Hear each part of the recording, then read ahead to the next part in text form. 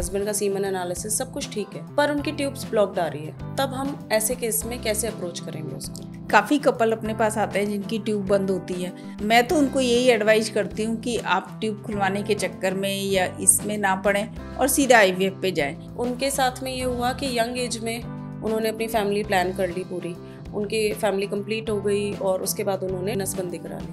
अब उनके साथ में मिसहैपनिंग हो गई बच्चों के साथ में, तो अब उन्हें फिर से बच्चे प्लान करने हैं। अब उनकी एज करीब 35 प्लस हो चुकी है, तो उनकी फर्टिलिटी की अप्रोच कैसी रहेगी? हाँ, ये एक अच्छा क्वेश्चन पूछा है डॉक्टर प्रियंका, क्योंकि ऐसे मेरे पास कई पेशेंट्स आ चुके हैं और ऐसे पेशेंट काफ़ी धक्के खा के आ रहे हैं।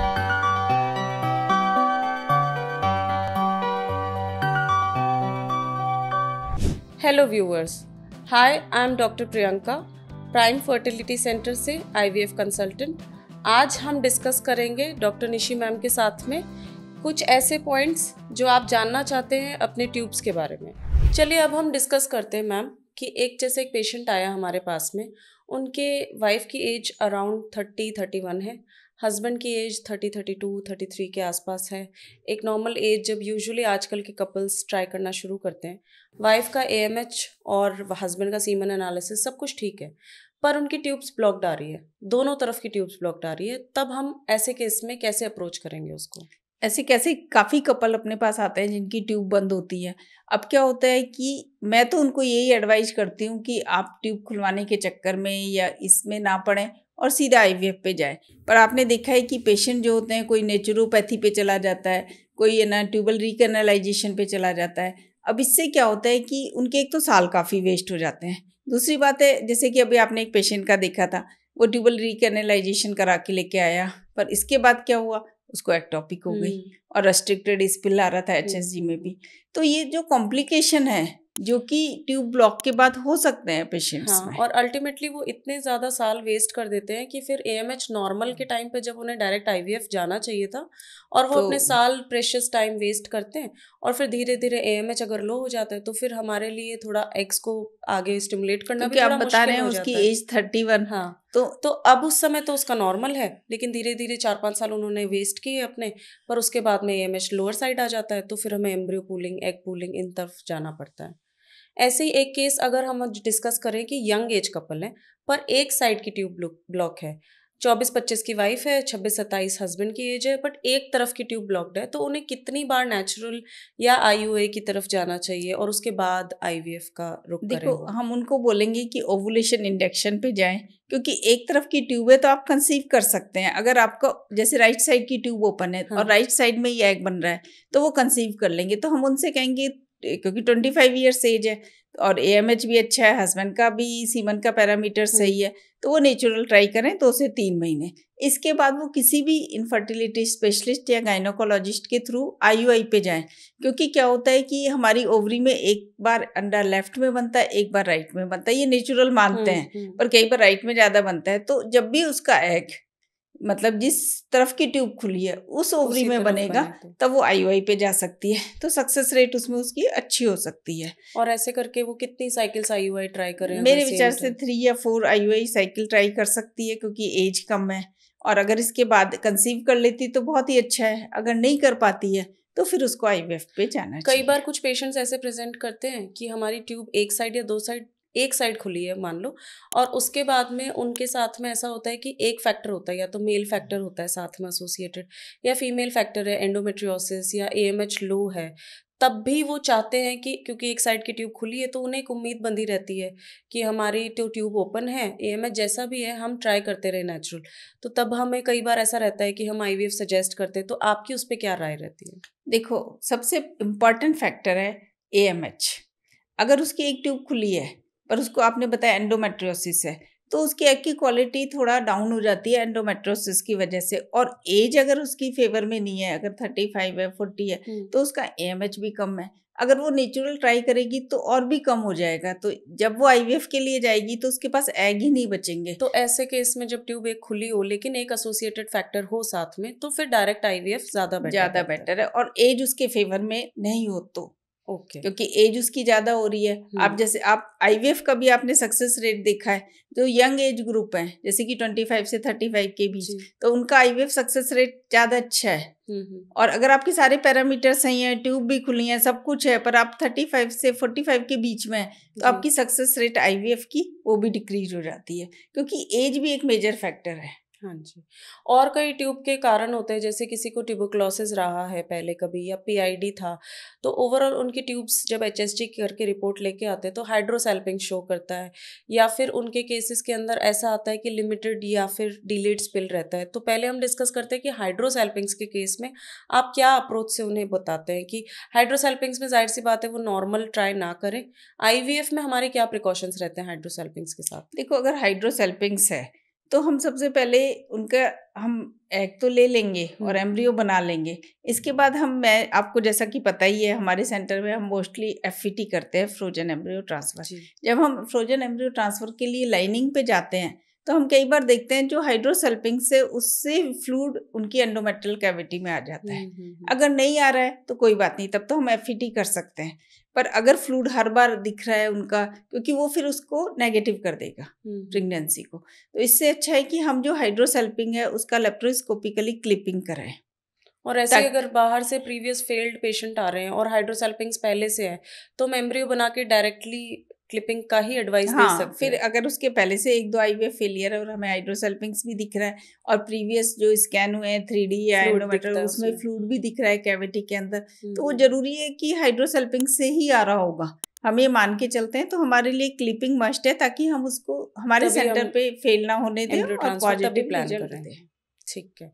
और एक कपल है हमारे पास में आए थे, उनके साथ में ये हुआ कि यंग एज में उन्होंने अपनी फैमिली प्लान कर ली पूरी, उनकी फैमिली कंप्लीट हो गई और उसके बाद उन्होंने ट्यूबल लाइगेशन का सर्जरी करवा ली, उन्होंने बंद करवा ली, अपनी नसबंदी करा ली। अब उनके साथ में मिसहैपनिंग हो गई बच्चों के साथ में, तो अब उन्हें फिर से बच्चे प्लान करने हैं। अब उनकी एज करीब 35 प्लस हो चुकी है, तो ट्यूब ब्लॉक्ड है क्योंकि बंद करा ली हैं, तो उनकी फर्टिलिटी की अप्रोच कैसी रहेगी?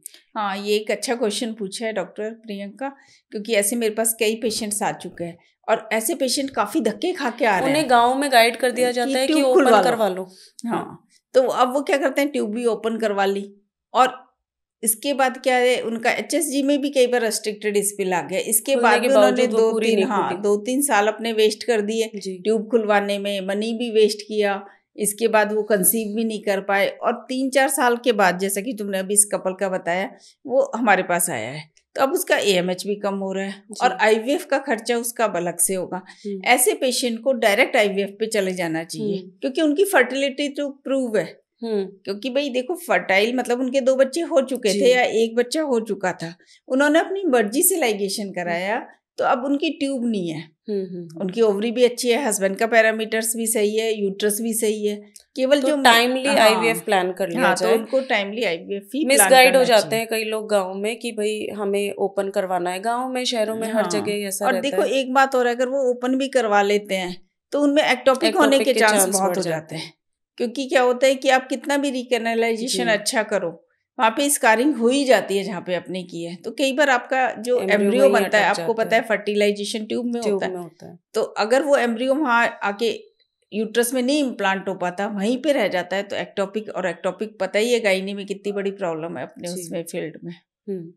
तो ऐसे करके ट्यूब्स के हमारे पास अलग अलग केसेस आते हैं। आपने हमें अच्छा गाइड किया, पेशेंट्स को गाइड हो गया कि ट्यूबल ब्लॉकेज के केसेस के अंदर हम क्या क्या आगे अप्रोच रखते हैं और जल्दी से जल्दी वो अपना आईवीएफ की तरफ ज़्यादा कोशिश करें। अगर कोई एसोसिएटेड फैक्टर है और सिंगल ट्यूब ब्लॉक्ड है, जैसा कि मैम ने बताया, तो आईवीएफ बेटर ऑप्शन है। आईवीएफ एक टैबू नहीं रहा। मैम आप प्लीज़ इस पे भी थोड़ा गाइड कीजिए पेशेंट्स को, कि टैबू ना गिने उसे। आजकल जो पेशेंट्स आते हैं वो इनफैक्ट अपने इन लॉज को, अपने रिश्तेदारों को बताते भी नहीं है कि हमने जो आईवीएफ हम करवा रहे हैं, क्योंकि उनको ये लगता है या तो किसी का स्पर्म अलग है या किसी का हमने एग डाल दिया है। तो ऐसा कुछ भी नहीं है और कोई टैबू नहीं रहा है, जैसा कि आप बता रहे हैं, क्योंकि आजकल एजुकेशन इतनी अच्छी हो गई है, साइंस इतनी डेवलप हो गई है, और जो ये साइंटिफिक मेथड है, ये आपको आपका ही बेबी दे रहा है पर एक साइंटिफिक मेथड से। हमारे पुराने जमाने में अगर किसी के बेबी नहीं होता था, या तो गोद लेते थे या फिर कर ही नहीं पाते थे। तो इसमें तो अच्छा है कि आप अपना बेबी खुद प्रोड्यूस कर पा रहे हो, खुद करवा पा रहे हो आईवीएफ से। तो ये तो एक बूम है आपके लिए। हाँ, ये तो एक तरह से ब्लेसिंग मिली है साइंस की तरफ से कि आप अपना खुद का जेनेटिक बेबी अप्रोच कर सकते हो। चलिए, अब हमने ट्यूब्स के बारे में तो सब कुछ डिस्कस किया, मोस्टली जो भी पेशेंट प्रेजेंट करते हैं। अब हम आपसे ये जानना चाहते हैं कि जब हम फ्रोजन एम्ब्रियो ट्रांसफर के बाद लाइनिंग प्रिपरेशन करते हैं, एंडोमेट्रियल लाइनिंग प्रिपेयर करते हैं, तो उसमें क्या क्या चीज़ों का ध्यान रखना चाहिए? एक्स्ट्रा क्या प्राइम आईवीएफ की तरफ से हम ट्राई करते हैं कि पेशेंट को दे सके हम? देखो, जैसा कि मैंने आप सबको बताया हुआ है, एक तो एम्ब्रियो यानी कि बीज, और बीज कहाँ डालना है? जमीन यानी कि यूट्रस। यूट्रस को हम जमीन की तरह ट्रीट करते हैं।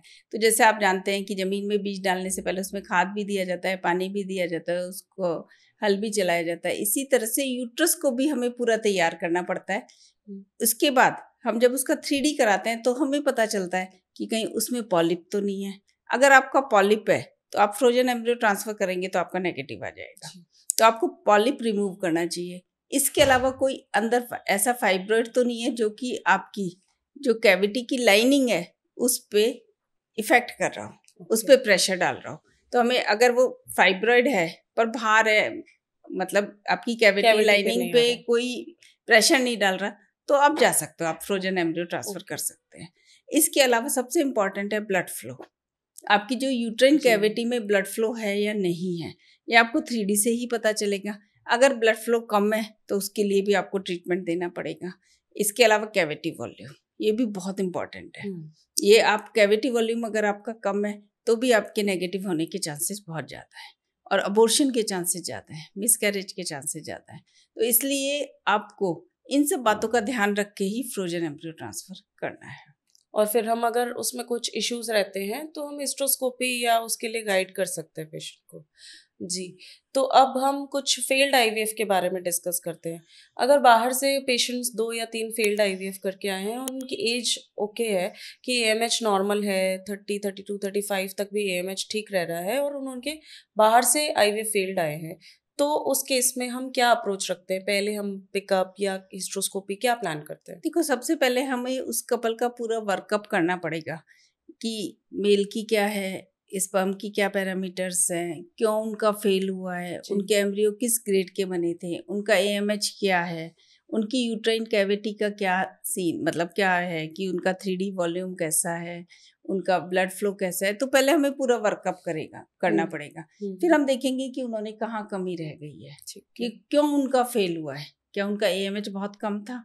अगर एएमएच सही है, उनके एम्ब्रियो की क्वालिटी क्या थी, ग्रेडिंग क्या थी। जैसे कि अभी काफ़ी पेशेंट को पता ही नहीं होता कि उनको किस ग्रेड के एम्ब्रियो डाले हैं। कल ही अपने पास एक पेशेंट आया था, डे 3 डे 5 नहीं बताया हुआ था उन्हें, तो डे 3 के तो रिजल्ट्स वैसे ही बहुत कम है। अब तो डे 5 के एम्ब्रियो, डे 6 के एम्ब्रियो तक लोग इम्प्लांट कर रहे हैं। हमारे सेंटर में हमेशा ब्लास्टोसिस्ट डे 5 के ही एम्ब्रियो डालते हैं। हम यंग एज जैसे मॉड्यूलर स्टेज के हम प्लान ही नहीं करते। तो इसलिए इन सब चीज़ों को करके जाना है। इसके अलावा अगर आप सक्सेस रेट ज़्यादा चाहते हैं तो आप उसमें ग्लू कर सकते हैं, लेजर हैचिंग यूज कर सकते हैं, उससे काफ़ी सक्सेस रेट बढ़ती है। तो ये सब चीज़ें हैं प्राइम आईवीएफ में अच्छे से खुल के। हमारी लैब सेटअप भी ऐसी है कि थोड़ा उसको अच्छा एनवायरनमेंट मिले एम्ब्रियो को, तो इम्प्लांटेशन रेट थोड़ी बढ़ती है। देखो, आपकी कोई भी सक्सेस रेट के लिए आपका एक तो अच्छी प्रोटोकॉल्स होने चाहिए, आपकी एक बहुत अच्छी लैब होनी चाहिए, और एम्ब्रियोलॉजिस्ट अच्छा होना चाहिए, ताकि आपके ए ग्रेड एम्ब्रियो बने। और ए ग्रेड एम्ब्रियो देखो रिजल्ट्स आते ही हैं, आपने देखा ही है। करेक्ट ऑनेस्ट अप्रोच होनी चाहिए पेशेंट के लिए कि जैसा भी रहा है उनके पुराना वर्कअप करके वैसा ठीक है। और हिस्ट्रोस्कोपी फिर अगर पिकअप कर लिया हमने, एम्ब्रियो अच्छे बन गए उनके, और उसके बाद में हम, क्योंकि उन्होंने कभी हिस्ट्रोस्कोपी कराई नहीं है, तो अभी एक पेशेंट आए थे, उनके 2 बाहर के फेलियर थे। यहाँ पे वो पहला पिकअप होने के बाद वो यही पूछ रही थी कि अब मैम आप मेरा इम्प्लांटेशन से पहले क्या ख्याल करेंगे? तो फिर हमने उन्हें यही गाइड किया था, जैसे कि 3D, फिर हिस्ट्रोस्कोपी एक बार उनका करवा के देखा जाए, कि क्योंकि एज ज़्यादा हो गई थी, पहले की डीएनसी की भी हिस्ट्री थी उनकी। तो ऐसे केसेस में आपकी क्या हो सकता है? जैसे कि अपन ने देखा था हिस्ट्रोस्कोपी करवाएंगे तो उसमें कई बार क्या होता है, फिल्म से एडिशंस होते हैं, हमें बाहर से अल्ट्रासाउंड में सब कुछ सही लग रहा होता है, पर बाद में पता चलता है कि नहीं, इसके तो कुछ एडिशंस थे, जो है ना लाइनिंग वो ग्रो ही नहीं कर पा रही, 7.5 पे ही आके रुक गई थी, और इसके बाद उसकी कम होने लगी थी, जिस पेशेंट के बारे में आप डिस्कस कर रहे हैं। तो इसके लिए फिर हमने उसको हिस्ट्रोस्कोपी पे डाला क्योंकि उसकी लाइनिंग जो थी वो कम होती जा रही थी बढ़ने की बजाय। पहले 7.5 तक तो हो सकता है उसमें फिल्म से एडिशंस हो या कुछ ऐसे हो, या उसका कैविटी वॉल्यूम कम हो, क्योंकि यूट्रस भी एक बहुत मेन पार्ट होता है। हाँ। और मैम फेल्ड आईवीएफ केसेस के अंदर आपका ये पीजीएस के लिए कैसे नॉन इन्वेजिव इन्वेजिव उसकी क्या अप्रोच है, क्योंकि फेल्ड है कहीं ना कहीं, अगर सब कुछ ठीक है और एम्ब्रियो में ही कोई दिक्कत है तो उसके ऊपर थोड़ी लाइट डालिए, आप बताइए पेशेंट्स को इसके बारे में। क्या होता है कि हम देखते हैं कि उसके एम्ब्रियो भी अच्छे बने हैं, सब कुछ अच्छे बने हैं, जब हम उसका वर्कअप करते हैं सब कुछ सही आ रहा होता है, इसके बाद भी देखते हैं कि आईवीएफ फेल हो रहा है, तो इसके लिए फिर हम देखते हैं कि कहीं कुछ एम्ब्रियो में ही जेनेटिक डिफेक्ट तो नहीं है जिसकी वजह से फेल हो रहा है। जैसे कि अभी हमने एक पेशेंट्स के कराए थे तो उसका एक भी नॉर्मल एम्ब्रियो, हाँ हस्बैंड वाइफ दोनों के तो हिस्ट्री थी, अदरवाइज एक फेलियर केस आ रहे थे तो हम यही उनको, हाँ, तो उसके कोई भी नॉर्मल एम्ब्रियो नहीं बना, उसके 4 एम्ब्रियो बने, चारों ही एबनॉर्मल थे। तो आजकल जो जेनेटिक एबनॉर्मलिटी जो उसमें जेनेटिक एबनॉर्मलिटी थी, पर वो वैसे पता नहीं था। उसका डीएफआई कराया तो डीएफआई भी नॉर्मल आ रहा था पेशेंट का, और उसके एम्ब्रियो जो थे वो एबनॉर्मल बने थे, वो हमें जेनेटिक टेस्ट से ही पीजीडी से पता चला। हाँ जी। तो उस केस में, उस सिनेरियो में कि आपके 2-3 आईवीएफ फेल है, तो फिर आपको जेनेटिक टेस्ट जरूर कराना चाहिए अपने एम्ब्रियो का कि क्या गड़बड़ है, हिस्ट्रोस्कोपी, फिर आपको थोड़ा अच्छी अप्रोच, थोड़ी एडवांस्ड अप्रोच से जाना चाहिए। ठीक है, thank you ma'am. Failed IVF के बारे में, ट्यूब्स के बारे में आपने काफ़ी गाइड किया, thank you so much ma'am. हमारे पेशेंट्स को, व्यूअर्स को गाइड करने के लिए आईवीएफ में अलग अलग जो चीज़ें रहती है, कैसे क्या अप्रोचेस रहती है, और भी कोई क्वेश्चंस हो आपके प्राइम आईवीएफ से, आपके जो कमेंट बॉक्स में आप कमेंट कर सकते हैं, डायरेक्ट कांटेक्ट कर सकते हैं, और प्राइम आईवीएफ सेंटर आपकी हेल्प के लिए हमेशा अवेलेबल है। Thank you so much. Thank you ma'am.